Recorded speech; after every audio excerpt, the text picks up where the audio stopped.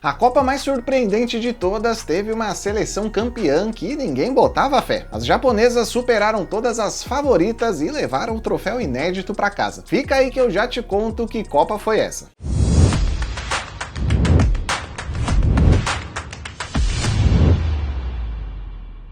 Chegamos ao ano de 2011, ano em que foi realizada a 9ª Copa do Mundo Feminina da história. Aliás, já tem vídeo aqui no canal sobre todas as outras 8 Copas anteriores, desde 1991 até 2007. Vou deixar o link da playlist com todos os vídeos na descrição desse vídeo ou então aqui no card, é só clicar e assistir. Em 2011, a Copa seria realizada na Alemanha e por isso a seleção alemã já estava garantida na Copa e também era considerada uma das favoritas a ficar com o troféu. A Alemanha vinha de 2 títulos seguidos em 2003 e 2007 e na Copa de 2011 contava mais uma vez com a craque Birgit Prinz, eleita melhor jogadora do mundo 3 vezes consecutivas entre 2003 e 2005. A seleção dos Estados Unidos também era uma das favoritas. As americanas, bicampeãs em 91 e 99, vinham de 2 terceiros lugares em 2003 e 2007. Além disso, a seleção dos Estados Unidos era tricampeã olímpica e também levaria a medalha de ouro nas Olimpíadas de 2012 em Londres. Os Estados Unidos também tinham um ótimo elenco, contando com a goleira Hope Solo, a atacante Abby Wambach, que seria eleita a melhor jogadora do mundo em 2012, a meia Carli Lloyd, eleita 2 vezes melhor do mundo em 2015 e 2016, e a atacante Megan Rapinoe, que seria eleita a melhor jogadora do mundo em 2019. Era uma seleção bastante jovem, mas com nomes promissores que viriam a estourar no futebol nos anos seguintes à Copa de 2011. Outra seleção favorita a ficar com o título era a seleção brasileira. O Brasil era o atual vice-campeão, tendo perdido a final de 2007 para a Alemanha e contava no seu elenco com a Marta, a Cristiane e a Formiga, que já ia para sua 5ª Copa do Mundo. A seleção brasileira também já tinha 2 medalhas de prata conquistadas nas Olimpíadas de 2004 e 2008,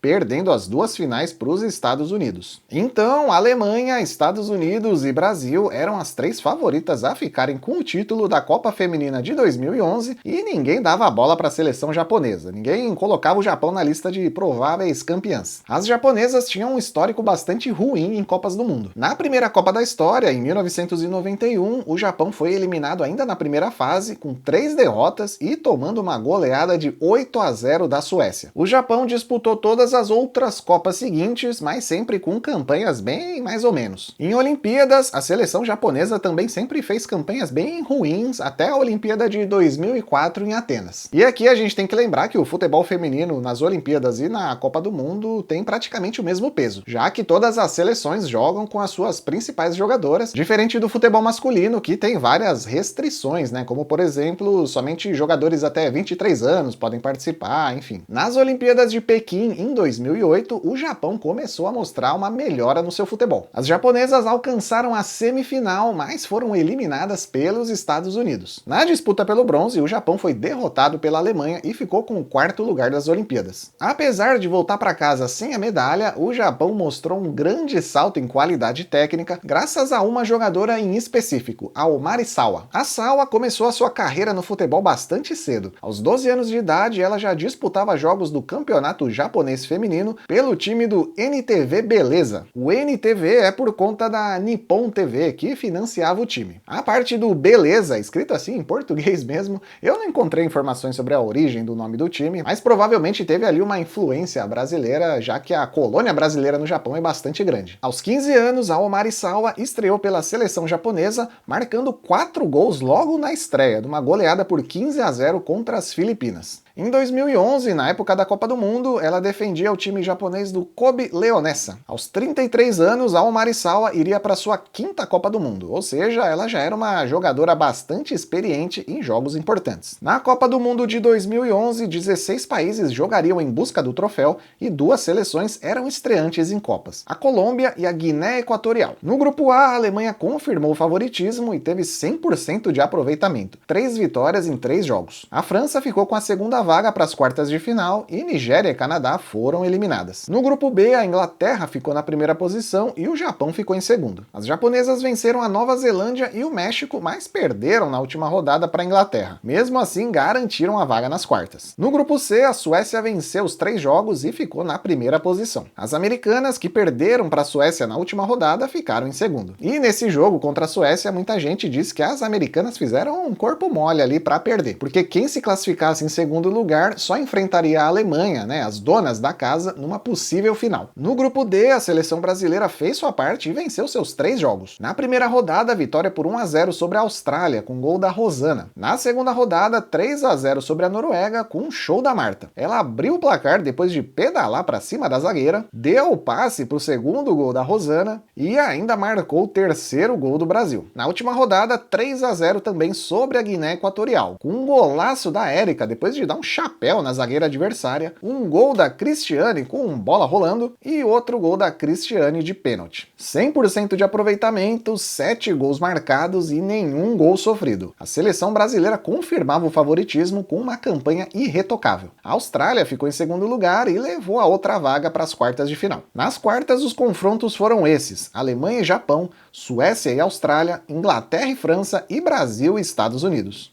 As donas da casa, as alemãs, enfrentariam o Japão e eram consideradas favoritas. Mas o Japão conseguiu segurar o resultado no tempo normal e a partida terminou empatada em 0-0. Na prorrogação, as japonesas conseguiram abrir o placar com um gol da Maruyama e depois se fecharam lá atrás para garantir o resultado. Japão 1-0, classificado para a semifinal. A Suécia bateu a Austrália por 3-1 e a França venceu a Inglaterra nos pênaltis depois de um empate em 1-1 no tempo normal. Suécia e França também garantidas nas semifinais. Restava saber qual seria a última seleção classificada para a semifinal, Brasil ou Estados Unidos. Até a Copa de 2011, as seleções femininas de Brasil e Estados Unidos já tinham se enfrentado 18 vezes, com ampla vantagem americana. 15 vitórias dos Estados Unidos, 2 vitórias brasileiras e um empate. Brasil e Estados Unidos jogaram as quartas de final da Copa de 2011 no estádio Glücksgas, na cidade de Dresden. As americanas abriram o placar logo aos 2 minutos de jogo, depois de um cruzamento da Shannon Box pro gol contra da Bagé. O Brasil foi pra cima e quase empatou depois de uma cobrança de escanteio da Marta pra cabeçada da Aline. E também quase empatou nesse chute da Fabi Simões, que foi na trave da goleira Hope Solo. O primeiro tempo terminou com um placar de 1-0 pros Estados Unidos. No segundo tempo, a Carly Lloyd também mandou uma bola na trave brasileira. Aos 21 minutos, a Marta deu um chapéu duplo nas zagueiras americanas e foi derrubada dentro da área. A árbitra marcou o pênalti e ainda expulsou a zagueira Rachel Buehler. A Cristiane foi para a cobrança e a goleira Hope Solo defendeu. Mas a árbitra mandou voltar a cobrança porque a goleira americana teria se adiantado. Pausando a imagem, eu confesso que eu não reparei essa infração da goleira americana, mas a árbitra marcou e inclusive mostrou cartão amarelo para Hope Solo. Na segunda cobrança, a Marta não desperdiçou. O tempo regulamentar acabou e o placar não foi alterado. Final de jogo 1-1 e a decisão foi para a prorrogação. Logo aos 2 minutos da prorrogação, a Marta recebeu o cruzamento na área e fez o segundo gol brasileiro. Na origem do lance, a gente consegue perceber que a lateral Maurine estava impedida no momento em que ela recebe a bola para cruzar. Mas lá em 2011 não tinha VAR e o gol foi validado pela arbitragem. Brasil 2-1. Os Estados Unidos pressionaram e quase empataram com um chute da Wambach. Em seguida, as americanas reclamaram de um pênalti da Cristiane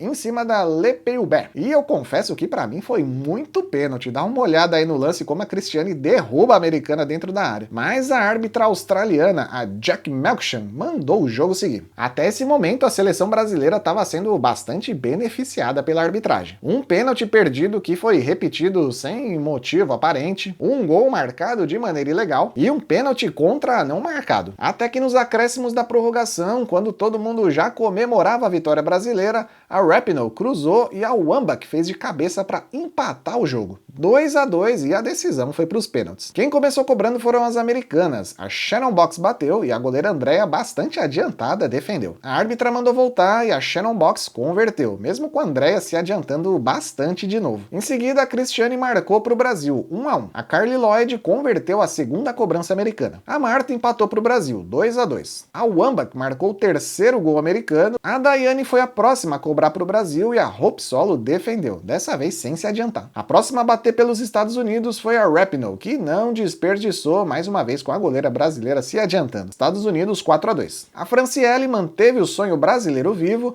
mas a Krieger converteu a quinta cobrança americana. Estados Unidos classificado para a semifinal 5, Brasil 3. E no último pênalti a Andrea se adiantou legal de novo, né? Mesmo que ela defendesse qualquer uma das cobranças, a árbitra ia mandar voltar, não tinha jeito. As semifinais estavam então definidas. De um lado, França e Estados Unidos, e do outro, Japão e Suécia. Se você está curtindo esse vídeo, eu te convido a fazer parte do nosso clube de membros. A partir de R$ 2,99 por mês, você recebe benefícios exclusivos e também pode apoiar o nosso canal a continuar produzindo vídeos como esse por aqui. Na primeira partida da semifinal, entre Estados Unidos e França, as americanas abriram o placar logo no início do jogo com a Cheney. A França empatou no segundo tempo com a Sônia Bonpastor, mas as americanas marcaram mais duas vezes, com a Wambach e a Alex Morgan. Final, Estados Unidos finalista 3, França 1. Na outra semifinal, Suécia contra Japão, a Suécia abriu o placar logo no começo do jogo com um gol da Okvist. Ainda no primeiro tempo, a Kawasumi empatou meio de cabeça, meio de joelho, 1-1. O Japão ainda pressionou antes do primeiro tempo acabar, mas a virada mesmo só veio no segundo tempo. A Romarisawa marcou o segundo gol japonês depois de um bate-rebate dentro da área sueca. E a Kawasumi marcou o terceiro, um golaço por cobertura. Final, Japão finalista 3, Suécia 1. As japonesas enfrentariam as americanas na final e entrariam em campo como a zebra da Copa. As apostas, claro, estavam todas em cima dos Estados Unidos. Antes da final, a Suécia ainda bateu a França por 2-1 na disputa pelo terceiro lugar. No dia 17 de julho, Japão e Estados Unidos entraram em campo na Commerzbank Arena, em Frankfurt, para definir quem levaria o troféu de campeã para casa. As americanas tentavam o tricampeonato e as japonesas buscavam o primeiro título do país em uma Copa do Mundo, seja masculina ou feminina. As americanas começaram pressionando e quase abriram o placar com a Holiday. Em seguida, a Wambach mandou um chutaço na trave da goleira japonesa. O primeiro tempo acabou empatado em 0-0 e no segundo tempo, quem continuava mandando no jogo eram as americanas. A Alex Morgan mandou mais uma bola na trave e a Wambach obrigou a goleira Kai Hori a fazer uma ótima defesa depois de uma cabeçada.